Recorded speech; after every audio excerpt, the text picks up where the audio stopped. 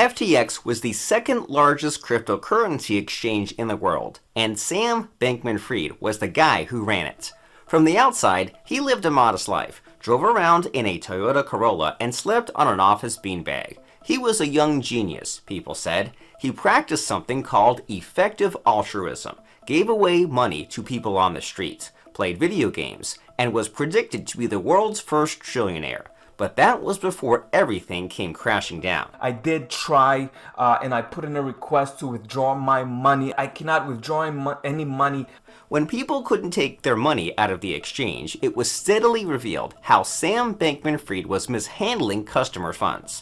The once beloved crypto CEO was arrested, but even after the arrest, he still had access to FTX funds and assets. A modification was made to his bond agreement, prohibiting him from accessing or transferring funds related to FTX as the condition of his bail. Judge Lewis A. Kaplan granted the measure. Recently, lawyers for Sam Bankman-Fried have argued that he should be allowed to access the crypto and assets held by FTX, saying there's no evidence he's responsible for the previous alleged unauthorized transactions. FTX founder Sam Bankman-Fried is seeking the right to transfer FTX's crypto despite his ousting as CEO, and the Department of Justice claims SBF tried to influence witness testimony and is asking for a communication ban. Bankman-Fried, who resigned as FTX's chief executive officer when the crypto exchange filed for bankruptcy, is currently on bail facing charges including wire fraud and money laundering, to which he has pleaded not guilty. As part of his bail conditions, Bankman-Fried was prohibited from accessing cryptocurrency held by FTX and its trading arm, Alameda Research.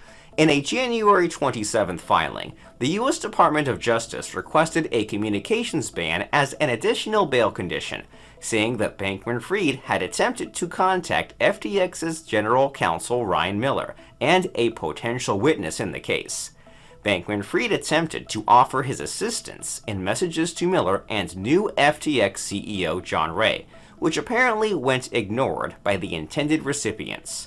John Ray was appointed CEO of FTX in the aftermath of its November 2022 collapse. He previously served as chairman of Enron Creditors Recovery Corp., a company tasked with recovering creditor funds from Enron in the wake of its accounting scandal and subsequent collapse. Now tasked with steering FTX through intense legal and regulatory scrutiny, John Ray claimed in bankruptcy court last month that FTX lacked any corporate controls or accurate books tracking prior to its downfall. He told the U.S. House Financial Services Committee that the problems at FTX were a culmination of months or even years of bad decisions and poor financial controls. The collapse of FTX has become the single largest event to rock the crypto markets. Before it filed for bankruptcy, FTX was the second largest exchange and saw nearly $30 billion in daily volume. Bankman-Fried had become the supposed savior of decentralized finance. FTX even won a bid at auction for the digital assets of bankrupt crypto brokerage Voyager Digital. The value of the deal was approximately $1.42 billion. In addition to its success with professional traders, the crypto company made an expensive land grab in the U.S. retail trading audience. FTX bought the naming rights to Miami Heat's NBA arena, formerly American Airlines Center. FTX courted high-profile investors and brand ambassadors, including Tom Brady and Gisele Bündchen, and ran a Super Bowl ad featuring Larry David. One of the biggest deals FTX made was one with Major League Baseball. FTX became an MLB sponsor, and this deal meant that every umpire had an FTX patch on their uniform, and that the companies would produce many things together.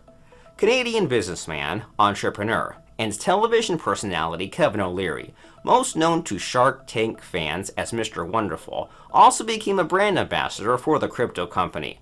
At the height of FTX, Sam Bankman-Fried was flying high. Few people knew how much risk he was taking until it all fell apart. The altruistic crypto billionaire saw 90% of his fortune wiped out in a single day. He was charged with a host of financial crimes, in the process demolishing trust in digital currencies that could have an impact on the broader economy for years to come. The rise and fall of this 30-year-old who was once the king of an empire is the stuff of movies. Bankman-Fried has drawn comparisons to the late Ponzi scheme mastermind Bernie Madoff.